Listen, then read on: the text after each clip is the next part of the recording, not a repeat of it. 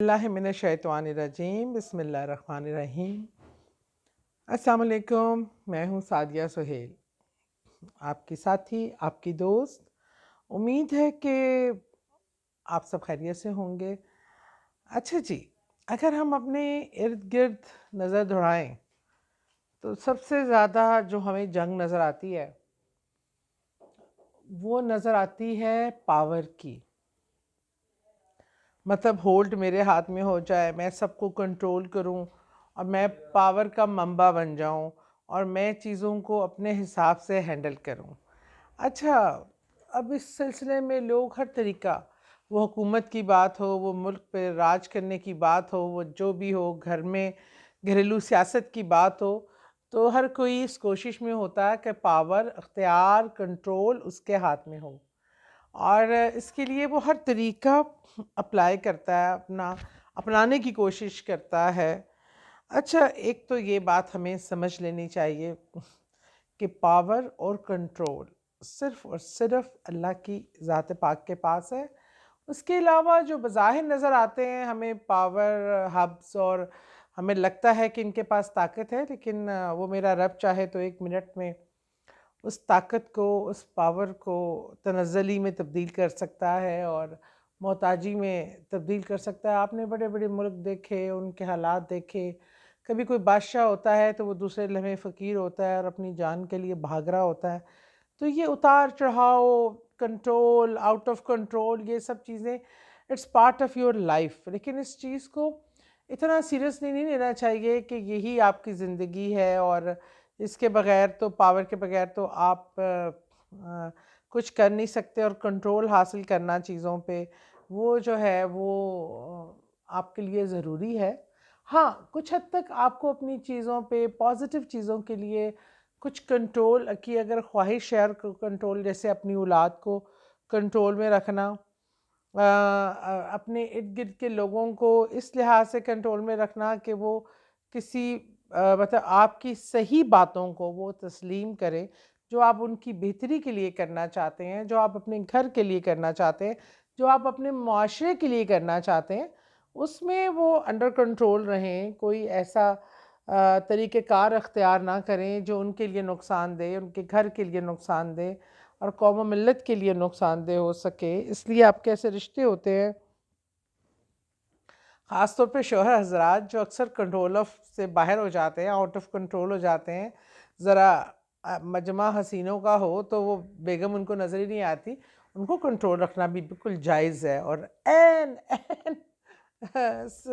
شریعت کے حساب سے بالکل صحیح ہے۔ اسی طرح آپ کی اولاد اگر نافرمانی کرنے کا خدشہ ہو اور آپ کو لگے کہ وہ آپ کی جائز رکاوٹوں کو پسند نہیں کرتی اور تمام اخلاقی اور معاشرتی چیزوں میں آپ کے کنٹرول سے باہر ہے، تو ان کو کنٹرول کرنے میں بھی کوئی حرج نہیں ہے۔ ان کو پاورفل آپ اپنے آپ کو اتنا بنانے میں کہ آپ چیزوں کو کنٹرول کر سکے، کوئی حرج نہیں ہے۔ تو میں نے سوچا کوئی نا ایسی بات کی جائے، ایسا وظیفہ بتایا جائے کہ آپ گھر بیٹھے چیزوں کو کنٹرول کر سکیں، اور جس کو کنٹرول کرنا چاہیں اس کا تصور ہی کریں تو وہ کنٹرول ہو جائے۔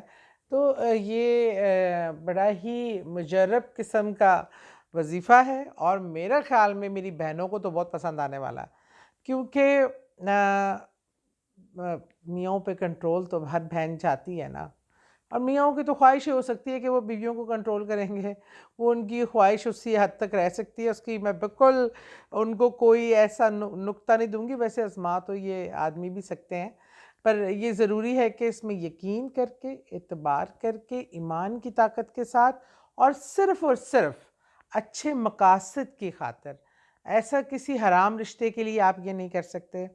اور بلکہ کیونکہ اللہ کے کلام کا مس یوز آپ کریں گے تو you are answerable for that. میں جو اس کا اجازت آپ کو دوں گی وہ صرف اپنے جائز، حلال اور اچھے مقاصد کے رشتوں کے لیے آپ یہ کنٹرولنگ پاور، اور آپ پاورفل ہو سکتے ہیں، لیکن اس کی شرط یہ ہے کہ آپ اس کو کسی بھی ناجائز رشتے، غلط مقصد اور اس کے لیے استعمال نہیں کر سکتے۔ پھر نتائج کے ذمہ دار آپ خود ہیں، کیونکہ اللہ کا کلام ہے، اس سے آپ اللہ کی منشا کے خلاف استعمال کریں تو اس کے سائیڈ ایفیکٹس بھی آتے ہیں اور بڑے زبردست آتے ہیں. تو اللہ کا کلام اور صرف بہتری اور جائز خواہشات اور نیک خواہشات کے لیے ہوتے ہیں.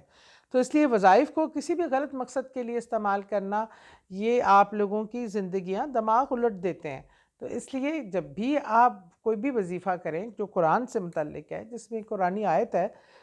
وہ آپ اللہ کی رضا کے لیے اور نیک مقاصد کو مد نظر نیک نیتی کے ساتھ کریں اور بلیو کے ساتھ کریں، پھر آپ کو کوئی نہیں ہرا سکتا. اچھا جی، وظیفہ یہ بہت آسان ہے، اور میرا خیال میں کوئی ایسا مسلمان ہوگا جو اس کو یہ سورہ یاد نہیں ہوگی. آپ نے جس کو بھی، جیسے آپ کی کوئی اولاد ہے اور وہ آپ کے کنٹرول میں نہیں ہے، آپ نہیں چاہتے کہ وہ کسی بے راہ روی کا شکار ہوں، گھر کا کوئی بھی فرد آپ کے ارد گرد، اور جنہیں چاہتے ہیں آپ پازیٹیولی کنٹرول کر لیں ان کو اچھی طرف لے جانے کے لیے، تو آپ نے آنکھیں بند کر کے، اگر وہ سامنے ہے تو بغیر اس کی نوٹس میں لائے آپ اس کے سامنے بیٹھ کے بھی کر سکتے ہیں، یا تصور میں اس کے چہرے کو لا کے آپ نے 5 بار، پہلے اول و آخر 3 بار درود پاک پڑھ کر، اول درود پاک پڑھ کر پھر آپ نے 5 بار سورہ اخلاص، لیکن بسم اللہ، اعوذ باللہ من الشیطان الرجیم، بسم اللہ الرحمن الرحیم، پھر سورہ اخلاص شروع کرنی ہے، قل هو اللہ احد اللہ الصمد لم یلد ولم یولد ولم یکن لہ کفوا احد. یہ آپ نے تصور کر کے، یا جو سامنے بفرض محال آپ سامنے میرے بیٹھے ہیں اور میں دیکھ رہی ہوں، لیکن